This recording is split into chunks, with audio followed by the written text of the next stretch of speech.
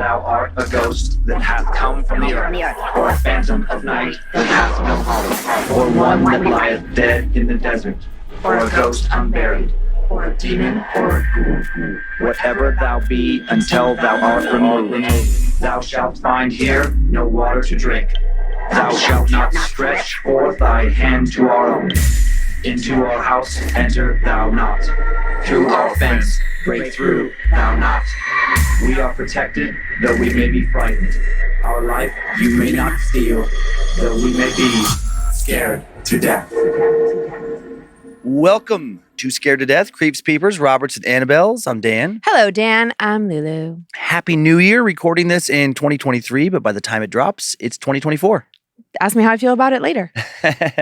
Apologies for my voice. Still got this stupid whatever it is. It's weird. It's a hanger-oner. Yeah, I've man. had it like 2 weeks almost now.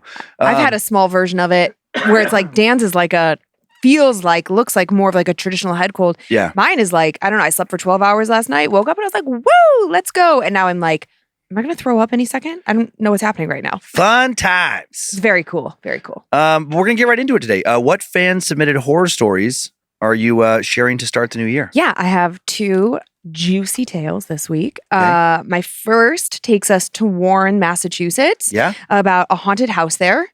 And leads me to wonder, Ed and Lorraine Warren, like, is Warren, Massachusetts, was it named after them? No. I think Well, I think Warren predates them by quite a bit, I would guess. Probably. I didn't think about that.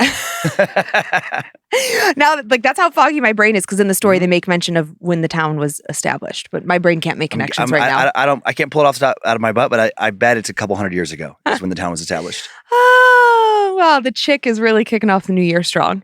And then my second story is a bizarre possible sighting of something in the woods during a failed camping trip. I like it. Well, good. I hope you do. I'm cracking up about you thinking that Warren, Massachusetts was named after Ed and Lorraine Warren. I want you to know that, like, they also didn't live in Massachusetts. They lived in Connecticut. Okay, listen, that is what, well, first of all, one, I guess now I just proved once again that I'm faking it here. And two, that tells you where my brain is at. Like, I read this story 4 times, like putting it together for the show. And at the end says something about like Warren was established in like the 1600s. And still, I was like, I wonder if it's named after Ed and Lorraine. Well, maybe they're vampires. What the fuck? Okay, so if you want to get your fan story on the show, you can send it to info@scaredtodeathpodcast.com. Excited to get a lot more of those in 2024. Yes, and they get pilfered through and sorted, and we try to get to as many as possible. I'll be sharing my standard 2 today. The first involves a man working alone, wishing he was not alone in a liquor store during a blizzard, and then suddenly he is not alone and wishes he was alone. I won't say any more about that. It's our first haunted liquor store location, I believe. And then next, our first haunted airport story. Oh, okay. Yeah, I'll share a bit of lore from a few supposedly haunted airports around the world before telling a modern encounter tale set in Fresno, California's Fresno Yosemite Airport. I didn't even know that was an airport. Yeah. International airport, technically. You better get socked and cozied up. There's no setup to this first story. We'll just jump right in. I have to do a tricky ab move to Okay. show off these socks. Wait for it. Did I do it, Tyler? Did I get it? A little higher. Higher. There you go. Yay! Where's the sock cam? We have to zoom in because these are a bottom pair. They say, Oh. They say, bitch, please. I'm a badass unicorn. All right. Okay, let's do it. Now we're ready. Ready. Time now for the tale of the man on the screen. It was late, it was dark, and I was irritated. I looked at the shitty digital clock my boss, whose name I'll refrain from using, kept on the counter. It blinked stupidly at me, 10:47 p.m. God damn it. 2 hours and 13 minutes to go. 2 hours and 13 minutes holed up in a dingy, dusty, congested liquor store. 2 hours and 13 minutes until my cousin would come save me from this shithole and take me to our only slightly less of a shithole apartment. But until then, 2 hours and 13 minutes of solitude, because there was no fucking way anyone was going to suffer through the East Coast blizzard raging that night to get a bottle of UV Blue, which was our big sale of the week. Not a single college kid from the next town over had come in that night with sweaty dollar bills in their sweaty hands and an ID that was probably fake to get our cheapest bottle of wine for their fraternity formal dates. The storm was that bad. Their dates, I guess, would have to settle for the leftover Bud Light they'd bought in droves last weekend. I looked at the clock. 10:59 p.m. Fuck. I tried to connect my phone to the one speaker haphazardly hitched to the wall above the ciders, but the Bluetooth refused to link. Infuriating. I decided to play some music anyway, but for some reason the dim, muffled sound emanating from my broken iPhone 11 mixed with the howl of the storm and the buzz of the fluorescents just made for the most depressing noise I'd ever heard. Defeated, I turned the music off. The wind sounded like someone wailing in agony, and the fluorescents kept on buzzing. I looked up into the maddening, half-flickering light fixtures and counted 7 dead moths. Was I supposed to clean those out? Not in my job description, I decided. I stood there in front of the checkout counter, listening to the storm and staring at the congregation of dead moths, wondering how many millions of other moth corpses there must be suspended in all the other old fluorescent lights lighting up other shitty liquor stores around America, until I realized how weird it was to be standing alone, listening to a blizzard, and pondering the decomposition cycle of random insects. I walked back behind the counter and opened Instagram.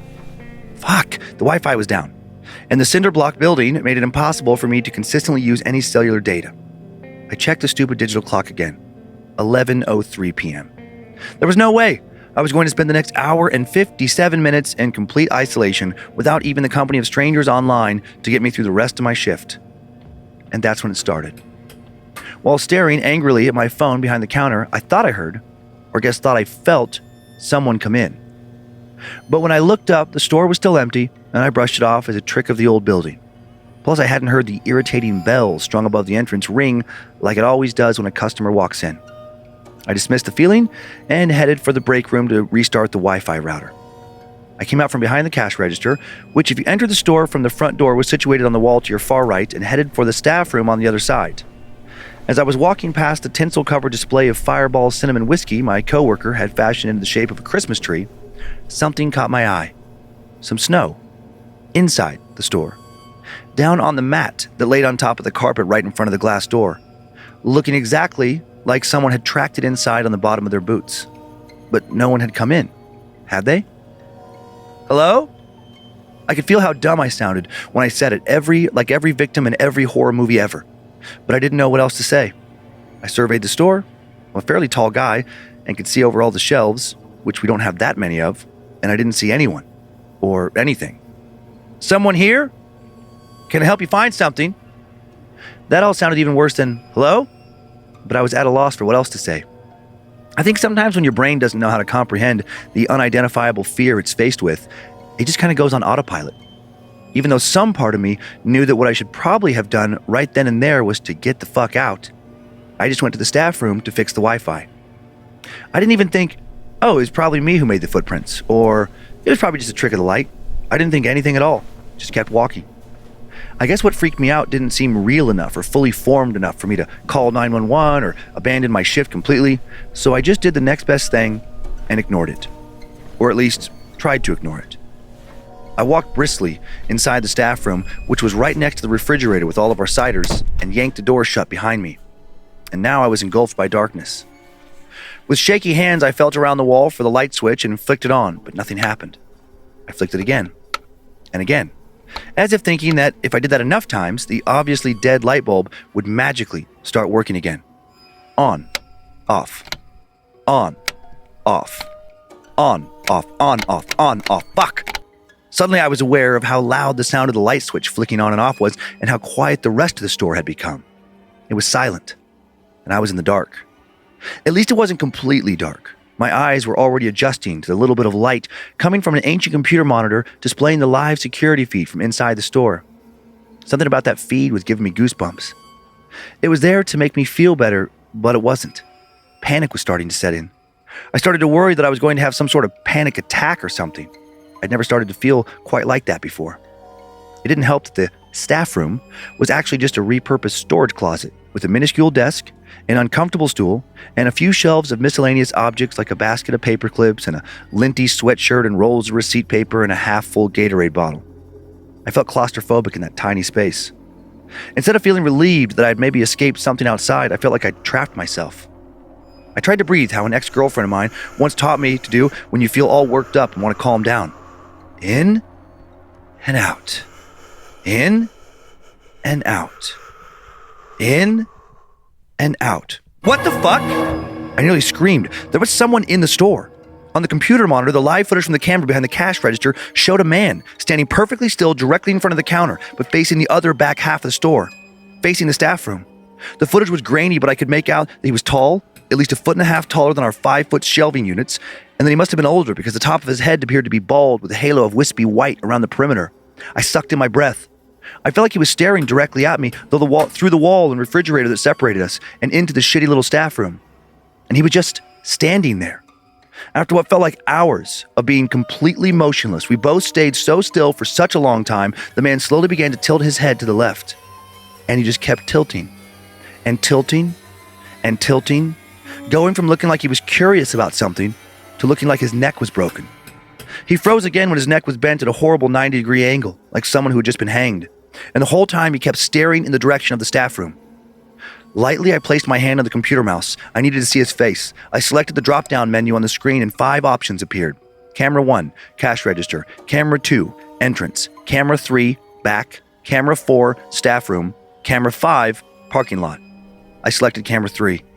The monitor went dark for an agonizing second, and I braced myself to see what the hell this creep looked like. When the screen lit up again, it was showing footage from the camera above the outside of the staff room door. From that angle, I should have been able to get a good look at the front of this guy, but I didn't. He was now turned in the opposite direction, facing the cash register, and he was closer. Somehow, in the 3 seconds it had taken me to switch the feed, he had moved from right in front of the counter to halfway down the wine aisle and rotated 180 degrees. I felt like dry heaving. I switched the monitor back to camera 1. Now I had to cover my mouth to keep from screaming or vomiting. I wasn't sure which. Again on screen, all I saw was his back. But now he was standing directly outside the entrance to the staff room, and he still wasn't moving. How the hell does someone move that fast around the store, but anytime I'm actually looking at them, they're not moving at all? They don't, my mind answered. Someone doesn't do that, because that's not possible. Something does that. I think I started to cry, or whimper, or some sort of silent guttural sob. I'd never felt so scared before in my life. It felt impossible to breathe, every part of my body shaking with terror. It felt like my lungs were being squeezed in someone's fist. I couldn't turn to look at the door behind me, but I could feel his presence on the other side of it, and I could see him on the screen. I stared so hard at the computer pixels that made up the back of his head that my eyes started to blur. Because of the video lag, I heard him try to open the door before I saw him do it on the screen. The forceful clanking of the doorknob being violently jostled filled every part of the room and every part of my soul. The dull sound of the metal lock bracing against his force, filling my chest with dread. The door started to tremble, and I knew he was about to get in. "Please stop! Please!" I begged at the screen. And well, he did. The sound ceased, and his hand fell back to his side. I stared, wide-eyed at the monitor, paralyzed. While his body stayed stiffly facing the staff room door, his head began to slowly turn back around towards the camera. I saw his side profile first. He was smiling. His eyes were wide, even in the pixelated screen. I could see they looked like they were affixed in a perpetual state of bulging out of his head. But his smile, that was the worst part. His perverse, unnatural smile plastered across his face, and his head just kept on turning. I thought it would just keep turning around and around and around until his head popped off. But suddenly, ring, ring! I let out a startled scream and jerked my head up. My heart felt like it was about to pound out of my chest. The bell strung above the entrance had rung, which meant a customer must have walked in. I looked back down at the monitor. The man was gone. On the screen, I could see a familiar face walk into view. My cousin, there to pick me up. "Hello!" I heard him bellow through the wall. Almost tripping over myself, I grabbed my phone off the floor where it had fallen at some point and stumbled out of the staff room. "I'm here!" I yelled. "Oh, hey," he said casually, but I was already walking past him and almost out the door, turning off all the lights on my way. I heard him jogging behind me. "Whoa, hey, what's the rush? Everything okay? Don't you need to lock up or something?" I didn't respond, but turned back around and locked the door as fast as I've ever locked it, praying that creepy thing didn't pop back up in front of me and maybe grab me, pull me into the dark store, and do God knows what. Still not talking, I zipped towards the passenger side of his truck, which he had left running, and hopped into the seat. I had my wallet in my pocket, thank God, but I'd left my jacket and gloves in the store. Fuck that, I thought. I could live without him. Once my cousin was in the driver's seat, he turned to look at me with the most concern I've ever seen him exhibit. "Dude, is everything okay?" "I'm quitting," was all I said. He just shrugged. As we started to slowly pull away on the icy pavement, I glanced at the receding view of the liquor store in the rearview mirror, and I swear I saw that son of a bitch again. Standing there at the front entrance, his back to me, in the parking lot, facing the inside of the store, standing completely still. And then, his head started to turn. Before I could see his face one last time, my cousin took a left out of the parking lot onto the main road and I lost him. Hopefully, I lost him for good. Ugh. What is that? That's like such a common trope of the smile. The giant plastered Menacing. ear to ear, like just too big, too toothy, too everything. Yeah, it is a, Oh, God. And then the neck bend. Doot, doot, doot, doot. I really liked a detail in the story that I can't think of a comparison to where, this security camera thing where you're checking these different views. Yeah. And I liked how he would move around, but consistently his back would be to the camera, even when it shouldn't be. Like he always was flipped around in a place where you couldn't see his face. And then that slow reveal of like twisting the head, that would like add a element of like menace or something. It instantly gives me chills. It's a very, very creepy visual. Yeah, and The story was very visual. Yeah, yes, and very well written. Just like you could really immerse yourself in it. We have had some like security footage things, like here and there, and that is in any movie, even when it's not like a horror movie, even when it's just like a standard like suspense thriller. Yeah. When there's security footage, you just are always bracing. You're like, here it comes, and but you don't know what it is going to be. And there's just so many creep factors. And now I have no pics that are attached to this story, but I do have a few pics from a similar story in some ways. Okay. So it's almost like a little extra bonus story in these pictures. Okay. I just thought that was cool when I was looking around for like pictures involving like security camera footage or camera footage of ghosts. Yeah. So this first picture is a Pennsylvania woman, Amanda Pitt. She says she saw a ghost in her kitchen in 2022. See that thing right there coming up the stairs? Yes. Okay, so this next picture, Wait, so that's real? That's what she says, and there's a zoomed up photo in this next one. This next Looks picture, like fucking Pennywise. What the fuck is that? I know. Check out this zoomed in I picture. don't know that I want to. This is Amanda, and then Oh my God. it's like a lady holding a baby almost. Yeah, just like going upstairs to like do some. Oh Uh-huh. my God. So the 34-year-old woman told a journalist for the Mirror that she heard heavy footsteps, woke her up in her home at 3:40 a.m. October 21st of 2022.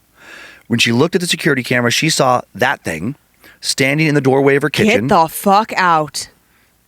Added that, quote, I couldn't get back to sleep. I laid Yeah, there. no shit. I laid there, turned on the TV because I was scared. I kept going back to the camera, but I couldn't see it anymore. So I thought maybe I was seeing things. The next morning, I didn't even know what to make of it. She also said that things have happened here before. The people who lived here before didn't live here very long, but we never found out why. She said that Is so scary. That is so creepy. Yeah, she said that she and her family moved into the home in 2020. Pitts stated she started regularly receiving notifications on her phone from the security feed, even when no one was home. Said the family also regularly heard strange noises around the house, has watched stuff like a door open on its own in the security camera footage, and more. When the article feel so sick. When the article was published November 8th, 2022, she was on the edge of trying to sell the place and get out. Also, oh God. I mean, that is for sure something. I know. Like she's either like good with Photoshop, but it doesn't even feel Photoshop. Especially Tyler, can you go back to the first photo? Like if this is a Photoshop, this is a really good one. Yeah, I mean, it's actually the second photo that does it for me, because if you were going to Photoshop that second photo, you would do a better job. Like it's so just enough. pixelated and granule and difficult to make out. This is killing me right now, because just wait until you hear my first story. Okay. There were so many things I was like, what? Are you in my head right now? Oh boy. Oh boy. All right.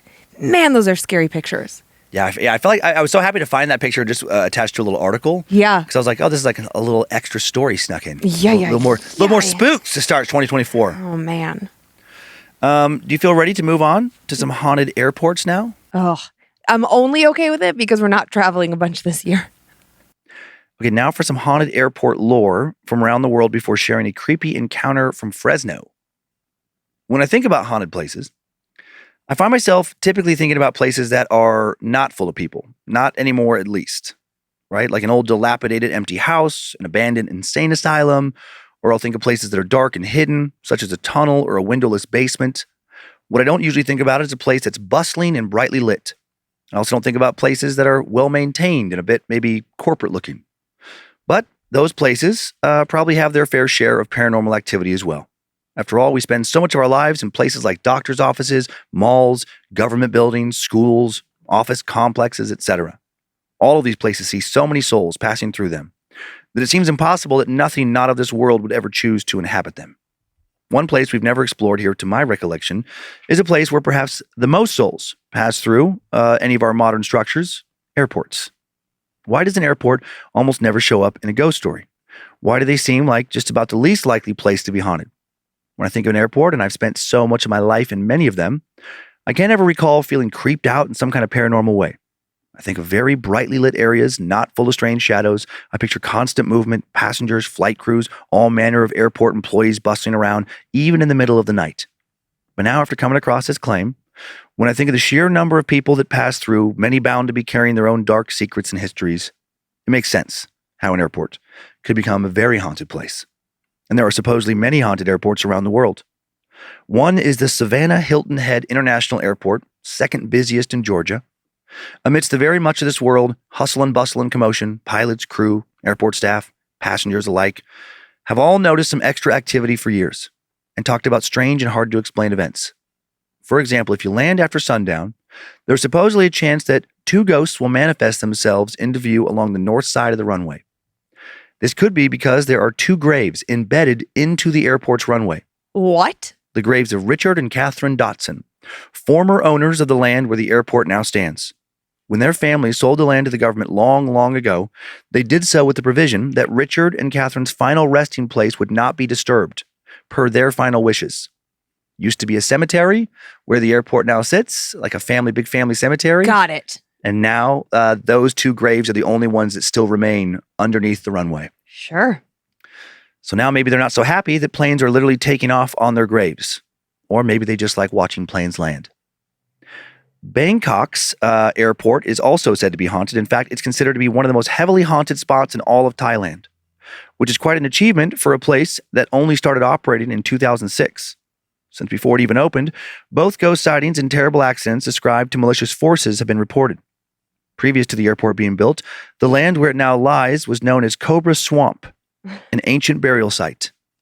Right away, when construction began, workers reported that something didn't feel right.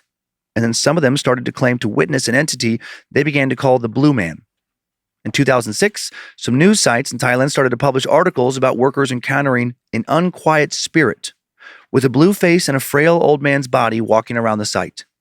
Some of these first reports were featured in an interview with squadron leader Panupong, former military commando who was training a staff of roughly 1,000 airport security personnel.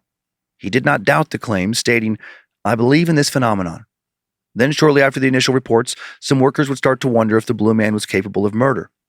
2 airport workers died in freak accidents, and the night they died, strange footsteps were heard around the airport, as well as traditional music with no apparent source.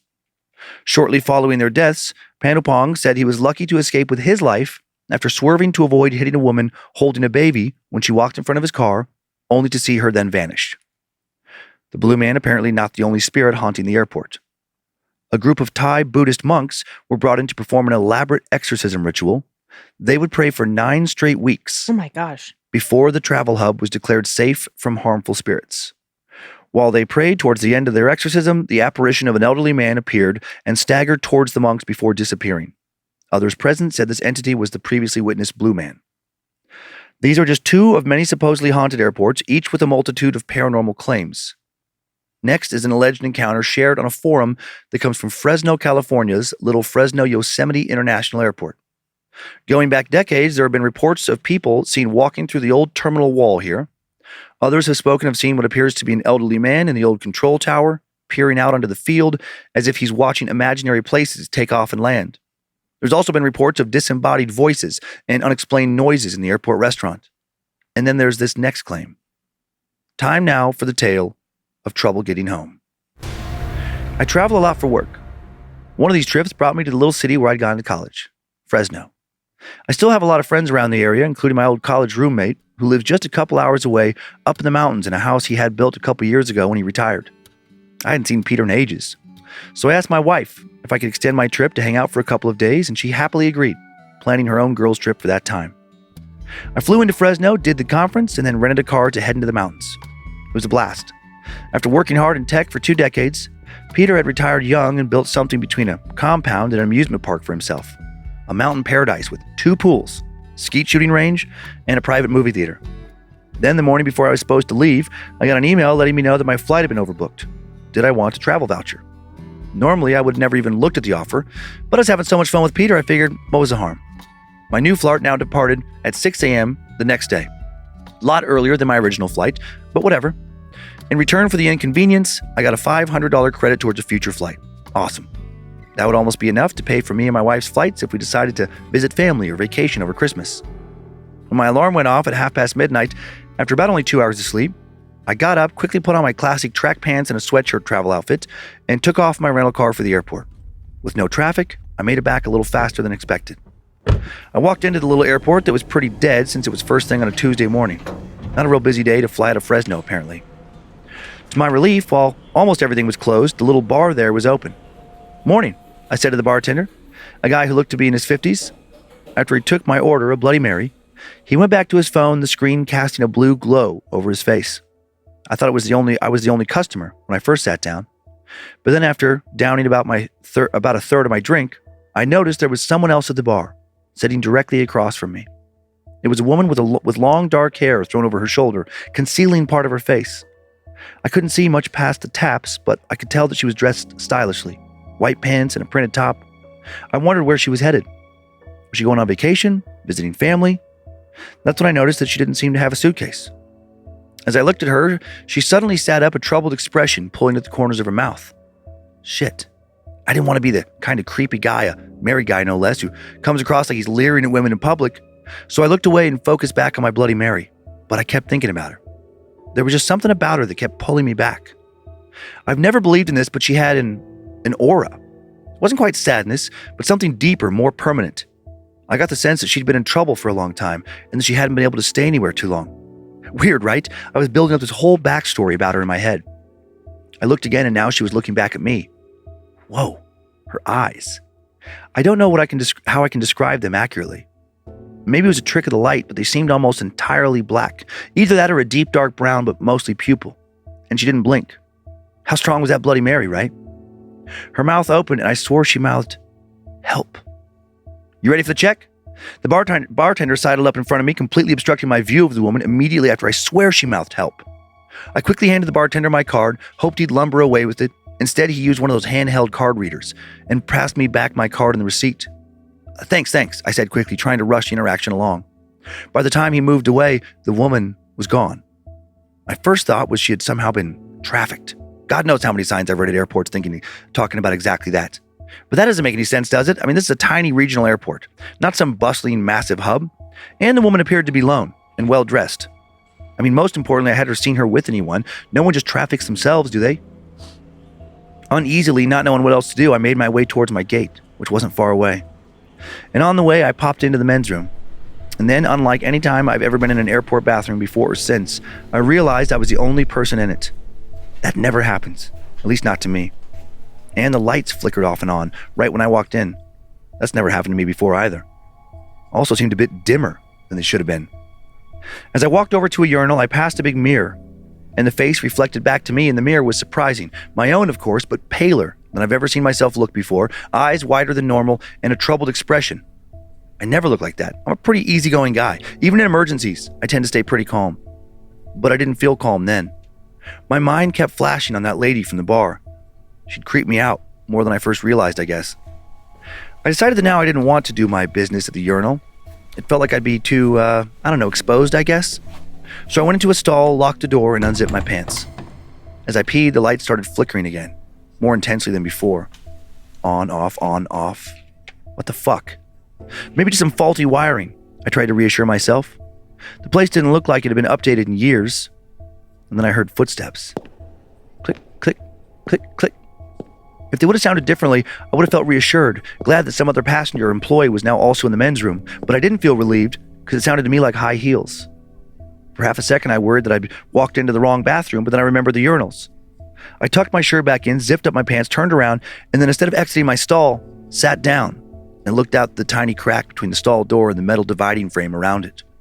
I saw black heels, white pants, printed top, long dark hair, It was her. Click, click, click. She stopped directly in front of my stall, stood perfectly still. That's when I noticed how eerily quiet it was, how quiet she was. I'd heard her heels, but now I couldn't hear her make any noise. Couldn't even hear her breathing. In fact, I couldn't hear anything associated with a living human being. No clothes rustling, no mouth sounds, no phone vibrating from a text message or a push notification. Just a click of those heels and then nothing. I was so worried about her hearing me, I held my breath. Bang, bang, bang! Suddenly the whole room felt like it was shaking, but it was just the door rattling, the lock almost becoming undone as fists pounded on it from outside. There was no voice, no sound, just banging. Stop! I screamed while still looking through the crack in the door, and now I could see one of her eyes. If her eyes had maybe been brown before, they were now definitely pure black. Help me! She suddenly screamed. You have to help me! You have to help me! You have to help me! Bang, bang, bang! Then I saw her quickly look to her left, back towards the bathroom's entrance, and then she was gone. You okay in there? Now a man's voice was yelling at me. Where'd she go? I yelled back. Where'd who go, bud? I flung the door open, papped out, now nearly face to face with airport security. She was still nowhere to be seen. You didn't just see a woman banging on my stall door? White pants, dark hair? He looked at me like I was out of my mind. I worried that he smelled alcohol in my breath. Until I walked in, I'm fairly certain you're the only one in here, bud. Not knowing what else to do, feeling so confused I felt almost dizzy, I quickly apologized, walked out of the restroom, headed back to the bar to see if she'd returned there. She hadn't, so I proceeded to examine the entirety of the small concourse. Then I stood near my gate. She was nowhere. I wanted to ask the bartender if he'd seen her, but that cop was keeping a close eye on me, which he kept doing until I boarded my flight. He also must have radioed to the gate agents or something as well, because the flight attendant seemed to pay real close attention to me. I did my best to act as right as rain, which was not easy. I was freaked out. What the hell had happened? I replayed all the events I just shared over and over in my head the entire way home. I did some research on my phone, wondering if there'd been any other reports of anyone seeing a scary-looking but also sad-looking strange woman in that area of the airport, but nothing turned up. There were reports of other ghost-like stuff coming from Fresno, but nothing even remotely like what I saw. Finally, a day or so later, the whole thing still really bothering me, I texted Peter. Hey man, weird question, but has there been any creepy stories to come out of the airport in Fresno? Maybe like a murder or something? Some guy working at the bar swore to me he saw a ghost of some woman in the bathroom. That's right, I wasn't willing to claim that sighting as my own. Still not ready to talk about it with anybody I actually know. Peter got back to me within the hour. Funny you should ask, dude. This morning I had some contractors up to the house and overheard one of them telling this crazy story about how one of his cousins works for TSA. He said his cousin said that some family came to the area for vacation a few weeks ago. Mom, dad, 2 kids. They decided to go for a hike, weren't the most experienced hikers. Mom ended up falling down a steep ravine. They called and a helicopter was sent out, but by the time it got there, she was already dead. Apparently at the airport, they were set to take her back in a big box just loaded underneath the plane.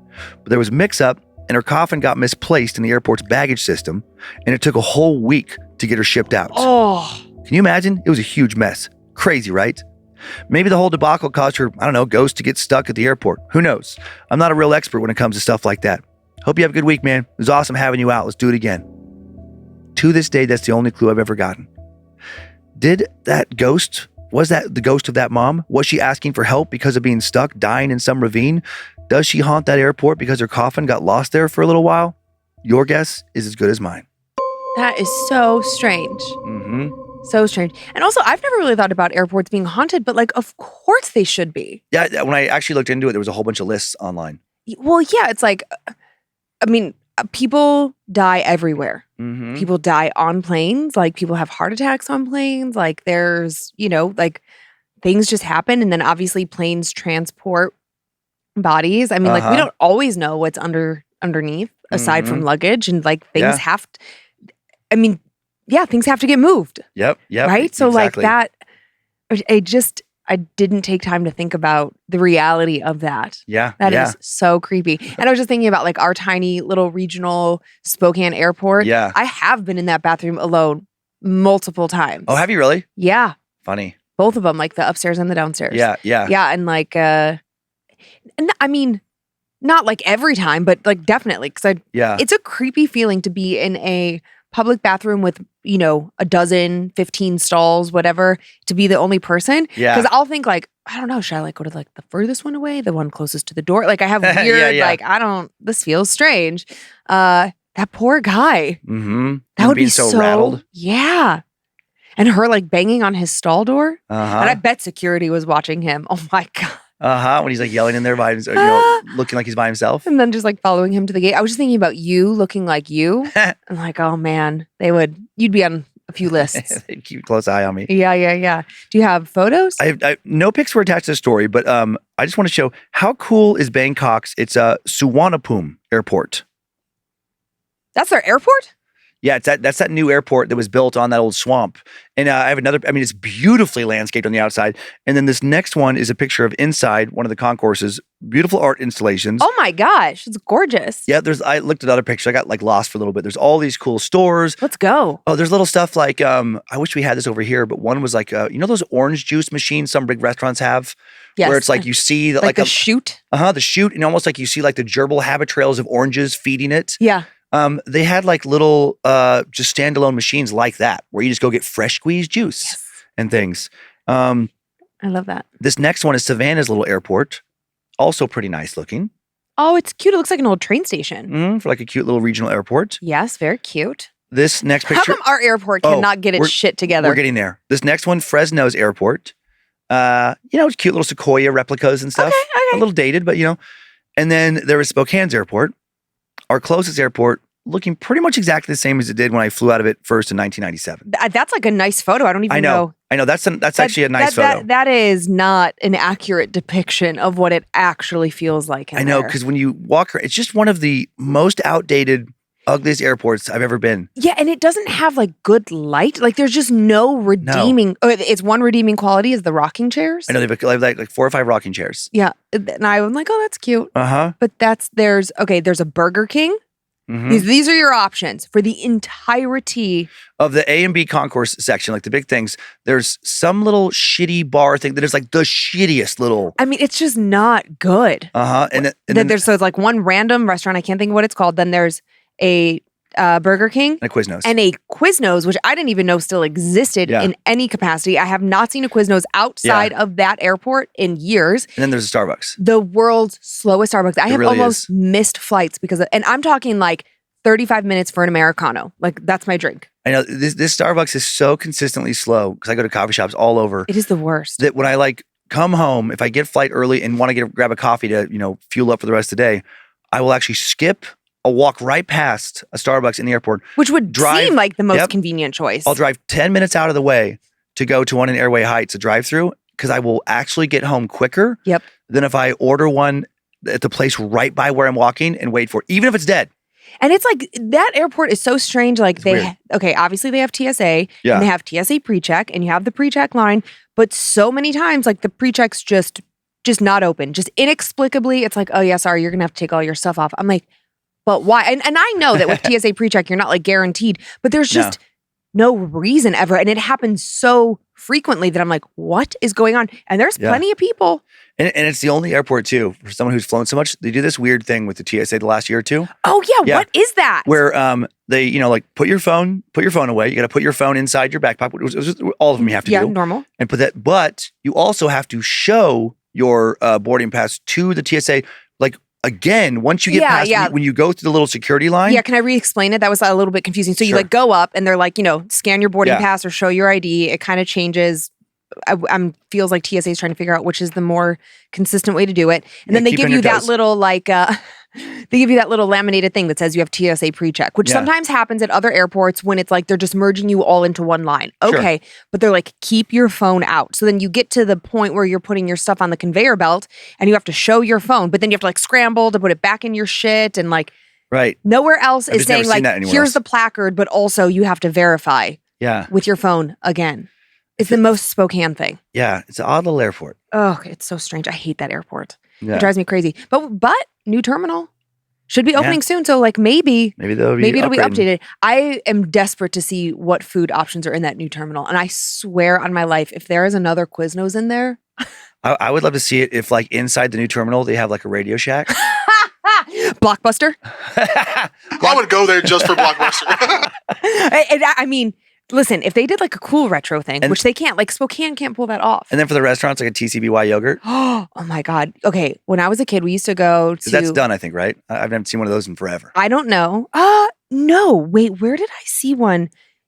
I mean, it might be gone now, somewhere in the last like 5 years. Let me tell you why. Because when I was a kid, it was a treat to go get frozen yogurt from TCBY. And I would get vanilla yogurt with these little teeny tiny gummy bears and like this like strawberry syrup. And I loved it. And then somewhere in the last like 5 years, I saw one and I was like, oh my God, I have to get it. Funny. It is Okay, they're still around. the most disgusting frozen yogurt I've ever had. It's the worst. Maybe I should have went with the Skippers reference. It's like it'd be a Radio Shack. I think that's like a local and a thing. Skippers. I don't know Skippers. Skippers was a Northwest Alaska, maybe other places in the West Coast chain of, just like seafood, kind of like a Long John Silver's. Oh, okay. But focused on chowder. And it had delicious chowder. I would beg my mom. They would sell little cans of it, kind of like a Campbell's soup can, so you could make it at home. Is that like Ivar's now? It's sort of like the... Yeah, it's like a pre-Ivar's, yeah. Okay. Yep. And I thought it was incredible. I love like little regional restaurants that, like we have, oh my God, Boston Square Pie, something. Boston Pizza. No. Boston Market. No, I can't think of what it's. Just Boston's. Just Boston's. That That's pizza also place? a place too. No. This is a Cleveland, like a Midwest thing. I can't think of it, but the equivalent would be like, it was like a nicer version of Sherry's. Oh, okay. Where like they had all the pies. They had the best banana cream pie. Yeah. But I wonder if I went now, I think I would just be like, ugh. This isn't, it's like that childhood kind of thing where you think it was so great and then you go back and you're like, actually not great. I like the regional one of Taco John's. Taco John's is like I hear the laughing It's the out there. weirdest taco place. It's basically like it's like they play this game on their menu. Like, how many different quasi Mexican dishes can we add tater tots to? And so it'll be like this. I love hearing the guys laugh out there because they know that this is so true. Here's a burrito, but with so many tater tots. And then here's like some other like half kind of Mexican dish, but with tater tots. Oh my gosh. Okay, well, my favorite regional fast food place that like I have never seen outside of Ohio is Mr. Hero. And for anybody that's in the Cleveland area, I don't even know if it exists outside of the Cleveland area to be like, I don't know if it's in Columbus or Cincinnati or anything. It is the best fast food cheeseburger of my life, the best waffle fries, the best cheesy dip sauce. I know, it's so trashy and delicious. The regional one that I love around here, Brew Cheese. Oh, yeah, you do love a brew cheese. Mm-hmm. And now there's one in Post Falls. Yep, little cheesesteak. Yeah. And you know what? People from Philly, I'm sure would strongly disagree. Like, like Philly, like the birthplace of the city of cheesecakes, the Philly cheesecake. Philly cheesesteak. Cheesesteak. Oh, Yeah. I would say saying cheesecake. Philly cheesecake. I meant to say cheesesteak. I would take a brew cheese cheesesteak This is like killing me in my head, just like this giant cheesecake over sandwich. a Philly cheesecake. Cheesecake would be so funny. Oh God, that's so funny. Cheesecake sounds, I don't know if it sounds horrible or delicious. I don't really care about cheesecake. It's Oh like my God. fine. I'm so foggy brained right now too. I had the word separated in my head and I forgot that cheesecake is an actual very common dish.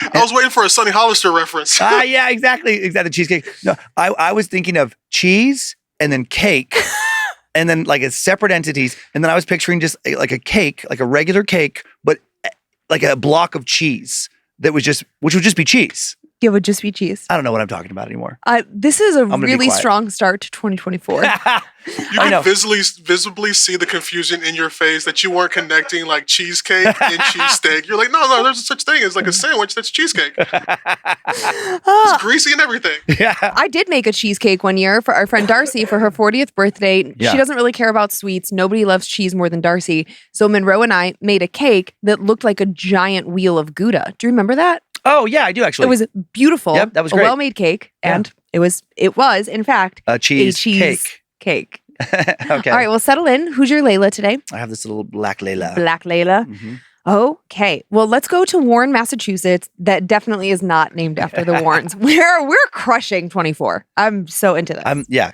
we're doing great. I love it. All right. Obviously, I'm writing to you because I have a story of my own.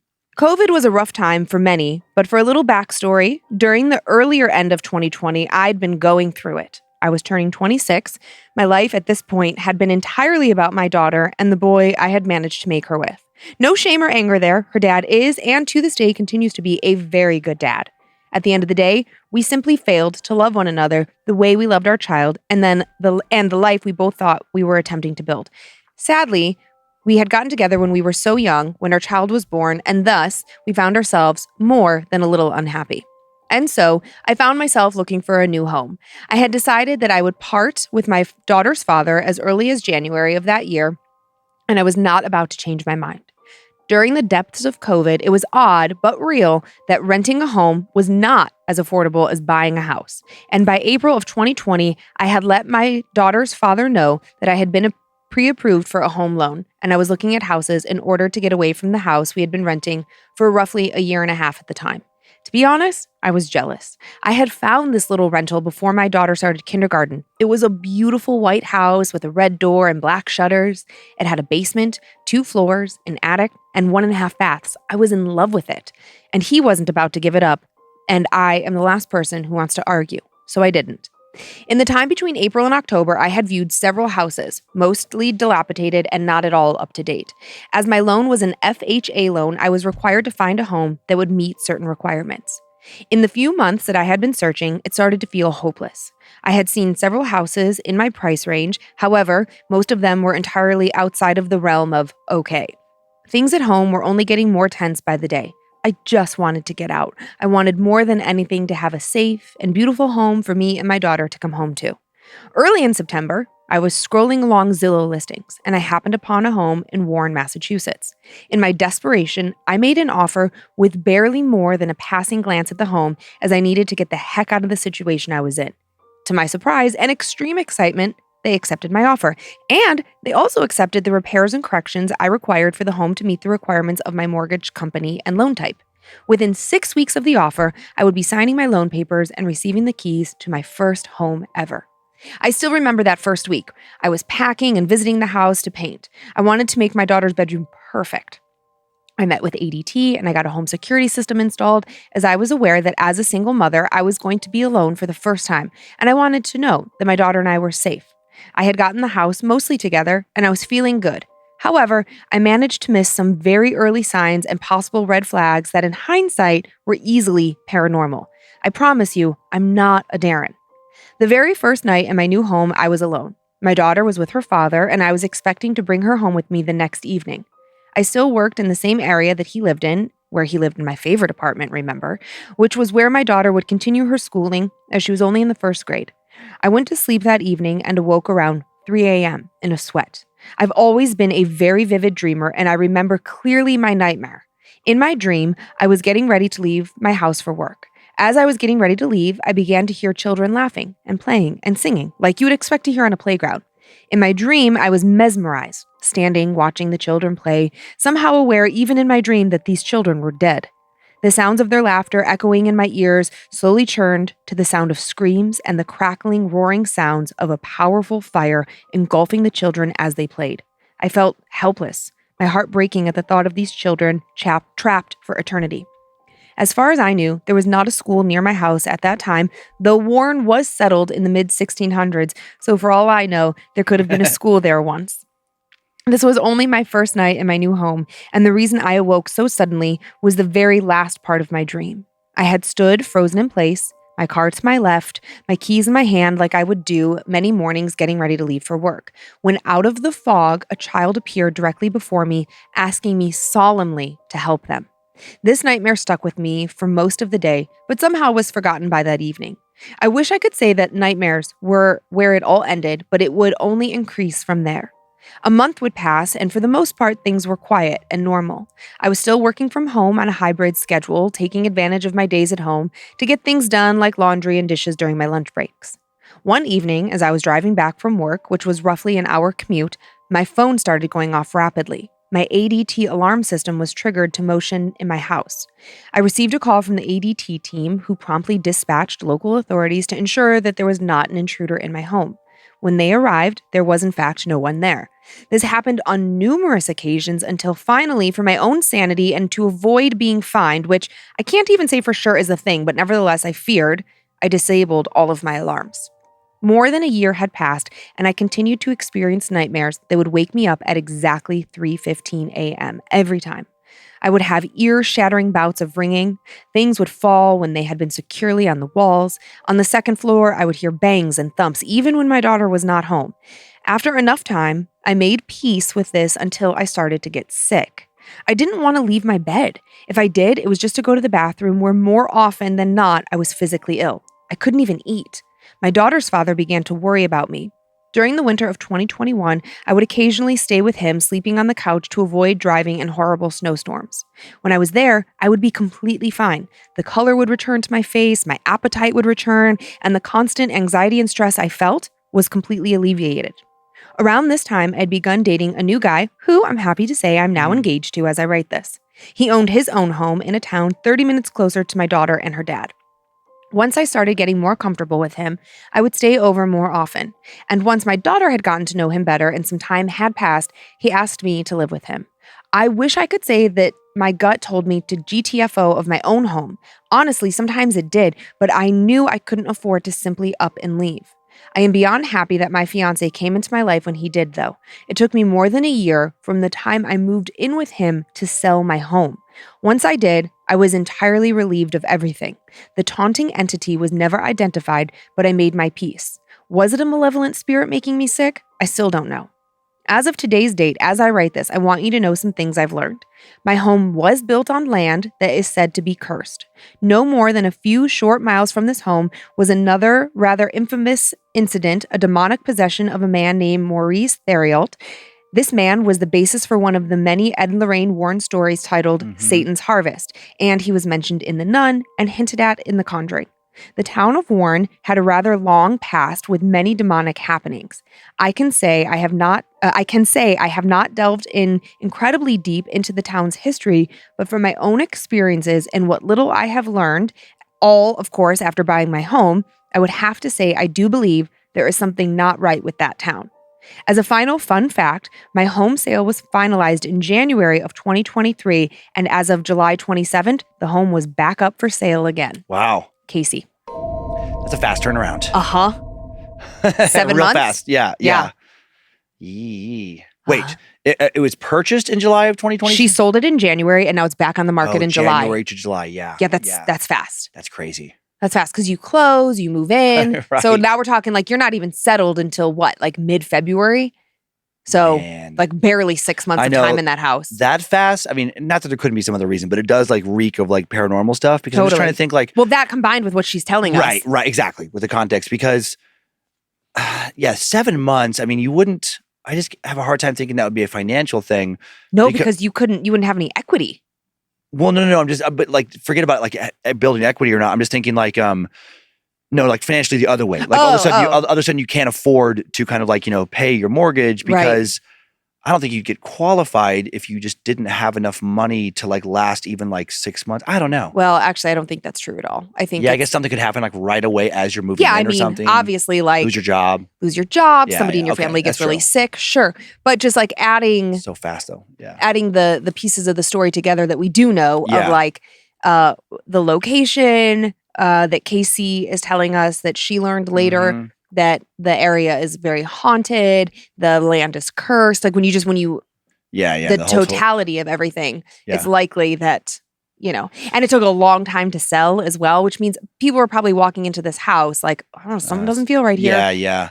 And the whole thing about illness associated with that has come up before, I think, but not much. Not much. Here and there. Or I think terrifying. I think more often it's like, I didn't realize how bad I was feeling living in this place until like I moved. And then I was like, oh my gosh. Like, was it something there? Because within a month of being out of that place, like I'm eating again, I'm going out, I'm social, whatever. Yeah. Well, we are sensitive to our surroundings just, in non-paranormal ways. Like if you're staying in like a brightly lit, big windows, nice and kind of like clean and stuff, it's going to have a very different like feeling than it's like some dingy, the windows are boarded up. Oh my gosh. Like I'm not staying anywhere with the windows boarded up. But like how much your environment affects you, like just getting like natural light. Yeah. Or just feeling like you're in some place that's like safe and well maintained compared to dilapidated. And then, just taking it a little further with some kind of bad energy or spirit. Totally. Even like our house has great energy, but at this time of the year where it's so dark, it's hard to feel like motivated or, I get up in the mornings, I turn all the lights on. Like I'm like trying every which way, open all the curtains. If I remember to, I try to light a candle, like make coffee so that like the house smells inviting. Like it's hard. I know. I've been so like, I guess frustrated, but like the last few days, so excited to move into 2024, like get all this content going. Yeah. And then it's been so gloomy. I know. And then not feeling good. I'm like, God dang it. I know there's not even pretty come on. snow for like the I know. sun to bounce off of and give you some semblance of sunlight. Yeah. Or like, like bright, because the snow can be really pretty. And we don't even have that right now. It's a very gray winter. I know. I've been trying to manufacture my own in like just inside. I'm like, my brain is so foggy. I know, I'm having fucking believable. I'm like, what are you saying right now? I don't even hear your words. It's so frustrating. It's like, I hate those colds that linger on where I'm like, I've been sleeping the most I've probably ever slept in the last 10 years. These last 2 weeks, I'm like, come on, enough. Get it out of me. I'm better already. Yeah. Yeah. Let's go. Well, you know what? Your body is telling you we're not quite ready to go. I guess not. You know why? Because it's not 2024 yet. Like, I think that's really what it's about. Yeah, totally. It'll be a magical, like a switch getting thrown. No, it'll like, January 1st, I'll be ring. Yeah. Let's go. How will it be? Ring. It's cute. I'll be eating cheese, cake. Oh, I love you. All right, ready for one more? Yeah. All right, let's head out to the woods. This is such a strange story. Hello, Dan and Lynze. This is a story that proves Lynze has never been wiser than when she shouts, "Get the fuck out." My husband and I love to camp and are never happier than when it's just us and our little 2-man tent enjoying the beauty of nature. In the past 15 years, we've never experienced fear or the need to leave a camping situation. But that all changed during what we experienced during a simple overnight trip just a few hours from home. We decided to try a one night in the Huron National Forest near Escouda, Michigan. Since it was February, we were prepared for it to be cold, and it was. The temperatures were between 22 and 45 degrees with about a foot of snow. At about 10 a.m., we pulled into the parking lot where we would leave our Jeep and hike into one of the dispersed camping sites. We were thrilled that no one else was there. It meant that we would have first pick of campsites. Leaving the parking lot, we started into the woods and noticed that other than deer and goose prints, there were no signs of activity. It wasn't long before we saw the Osable River below us on the left side of the trail. We chose a site far enough in for privacy, but not too far since carrying extra bedding and firewood for the night was going to take a number of trips. After making the 4 trips between the Jeep and the campsite, we found we were plenty warm enough and quickly set up the tent and bedding and sat down to have a quick sandwich before heading out on the real hike. We spent the rest of the day hiking through the woods and along the upper riverbank, and we were surprised that we never saw or heard a single other person. The closest we came was when we saw a couple of pickup trucks driving on the road below us in the early afternoon. It was a beautiful, peaceful day, and we headed back to the campsite ready to enjoy putting up our feet in front of a warm fire. After building the fire, my husband, who had been taking photos all day, continued to walk around the campsite taking more shots. After a while, he sat down beside me, and I noticed he had an odd look on his face, and his head was hanging low. When I asked him if he was feeling all right, he shook his head and said, "I don't want to be here. I think we should be home." I was shocked. It was a strange thing for him to say. I asked if he was feeling sick, but he shook his head and just said, "Nope, I just want to go home." He told me, "I don't have any reason to be sad, but I feel wrong and I don't want to be here." He started shivering even though he was in front of a blazing fire. I was pretty worried. Was he suffering from hypothermia?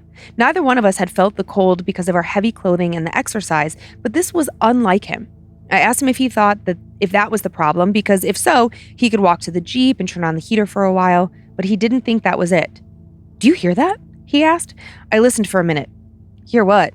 He looked from side to side. "People talking." "Oh, I don't hear anyone. Do you think they're coming down the path?" "No, they're all over the place, all around." I thought maybe he was hearing something I couldn't because his hearing's better than mine. "Do you want to go up to the next campsite and see if someone's there?" "No," he said, and he walked over to the hollow of the tree. He started walking around the campsite looking around, saying, "Something's not right here."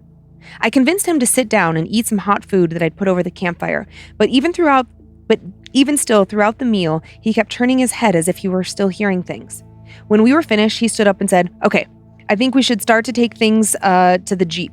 He pointed to the cooler and the chairs. "If we have to leave quickly tonight because of weather, this will just make it easier." I agreed, and we decided I would stay so the campfire didn't go unattended. I'll admit that after he left, I also started to get a creeped out feeling and started pacing the site while I waited for him to return. He seemed to be gone so long. I thought maybe he had decided to get inside the Jeep and warm up for a while. But then I heard him on the trail, and I looked up to see him hurrying towards me. He was shivering. I asked if he sat in the Jeep for a while to warm up, but he shook his head no. I wasn't even gone long enough to do that. I rushed there and back because I didn't like you being out here alone. I mentioned he'd been gone much longer than it should have taken him to get there, and he looked at me strangely and insisted that he had hurried as fast as he could. He hesitated and then said quietly, I don't want you to be mad at me, but I really want to go home, like right now.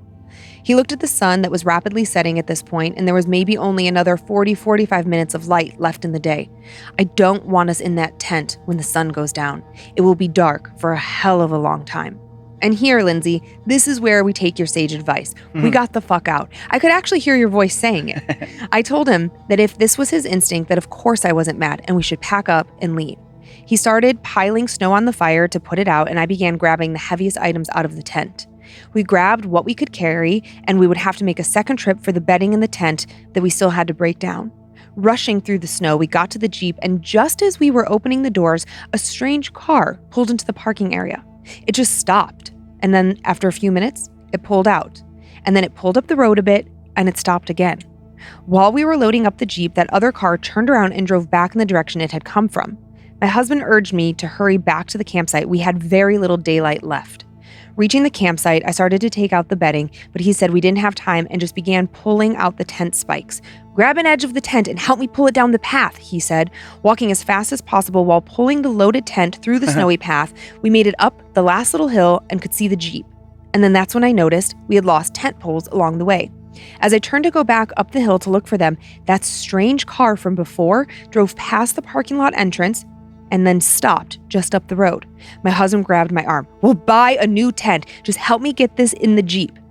Then I want you to get in and lock the doors. Working as quickly as we could with the awkward bulky bedding because we hadn't rolled anything into bundles, we jammed it in. And as we jumped in the front seats and locked the door, that car slowly turned around on the road and headed back in the direction it had come from. Both of us were breathing heavy as my husband started the Jeep and we pulled out of the parking lot. We drove out of the forest in what was now total darkness. We kept an eye in our mirrors looking for that car, but thankfully did not see any other vehicles until we were back on a well-traveled highway. As we talked, my husband said his feelings of depression and dread stopped once we left the forest.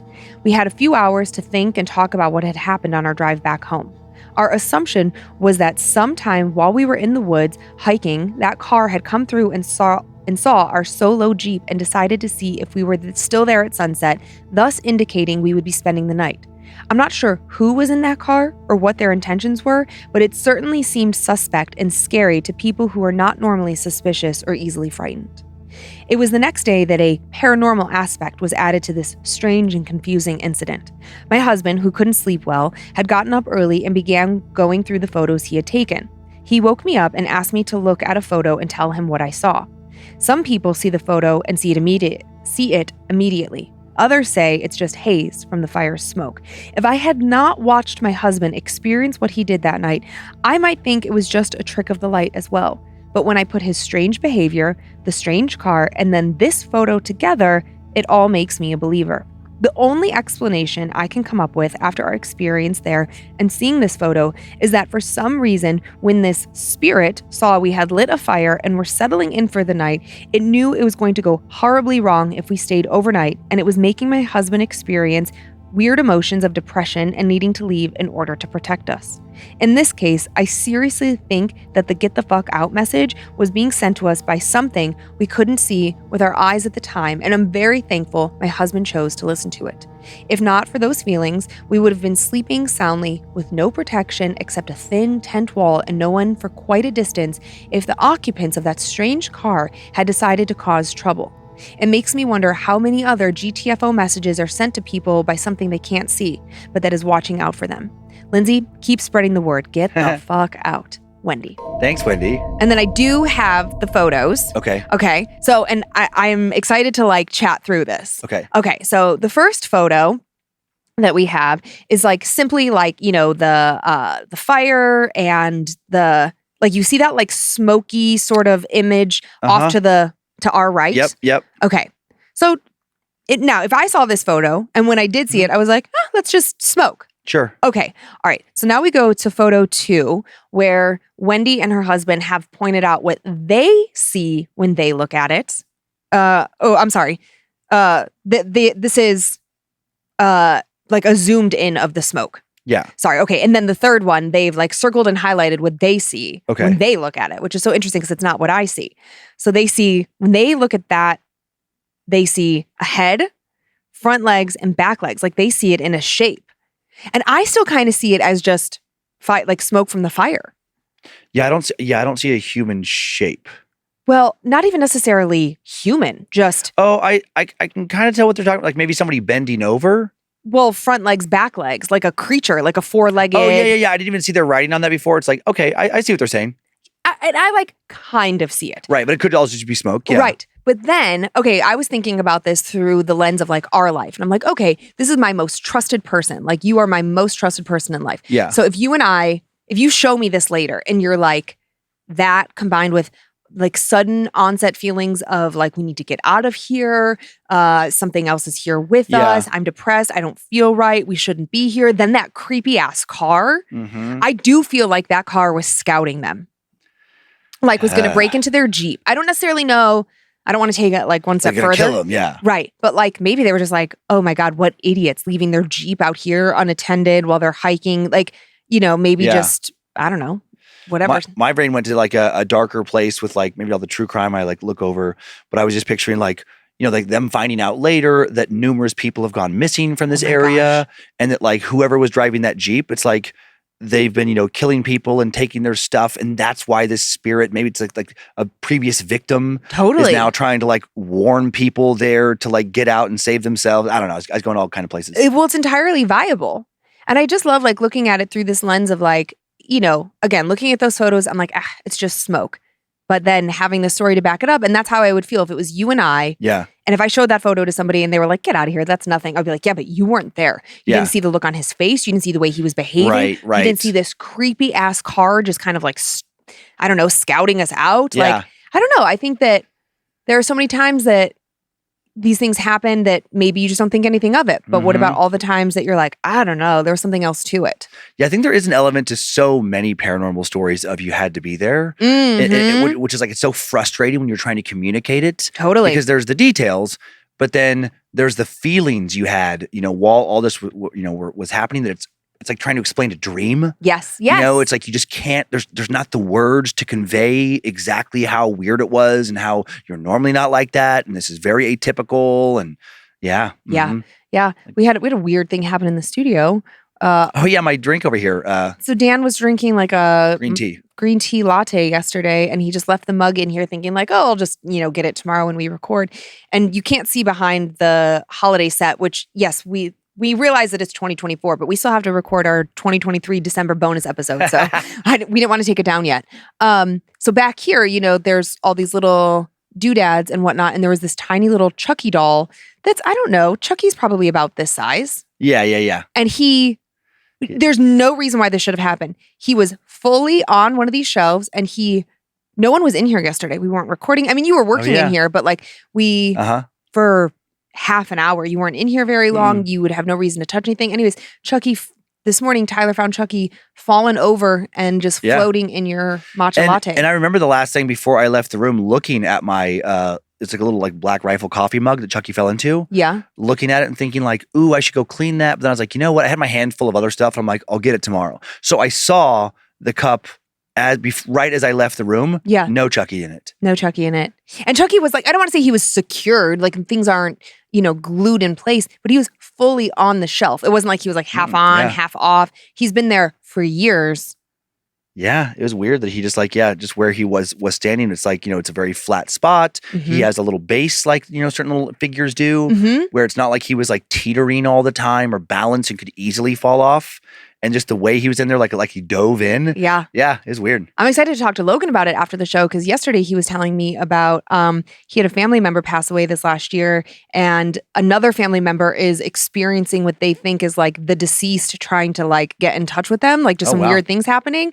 And so then I was thinking about this morning, I was like, oh, is he coming to talk to you now, Logan? Like, is it your turn? Like, is Chucky? Logie made that Chucky doll. Well, exactly. That's what I'm saying. Like, I don't know. Maybe it's Logan's turn to be contacted by a deceased family member. Yeah.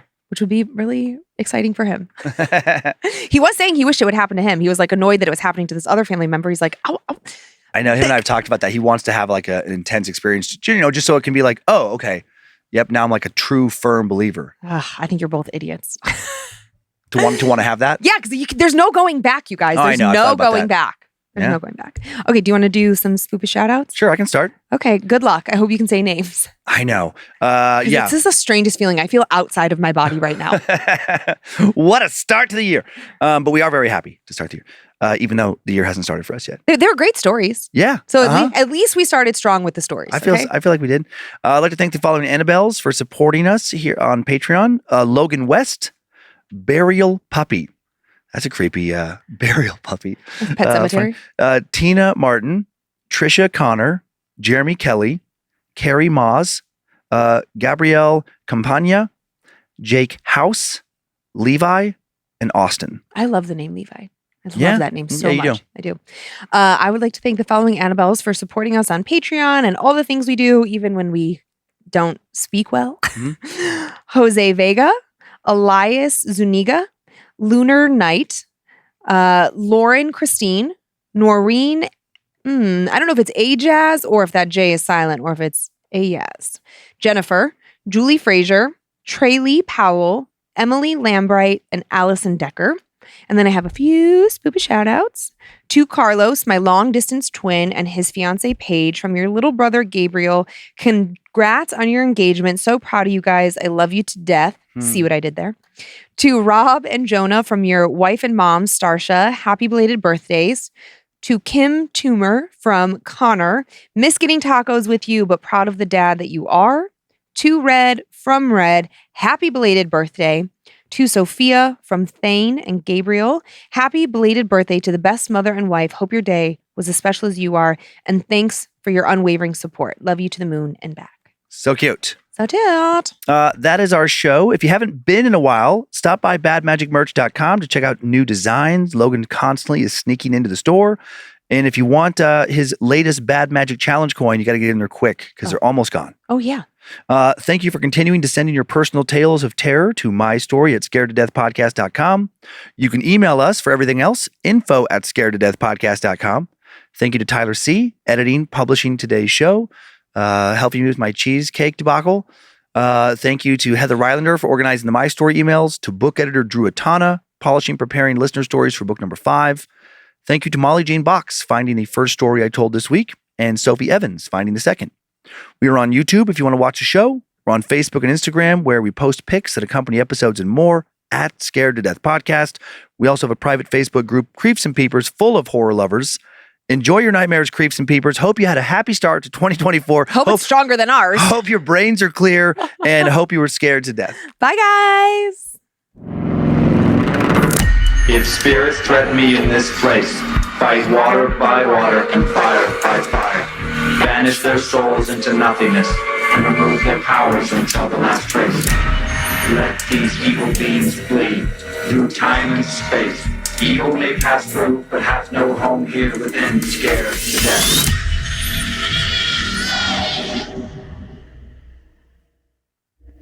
Bad Magic Productions. It's Oh like my God. fine. I'm so foggy brained right now too. I had the word separated in my head and I forgot that cheesecake is an actual very common dish. I was waiting for a Sonny Hollister reference. Yeah, exactly. Cheesecake.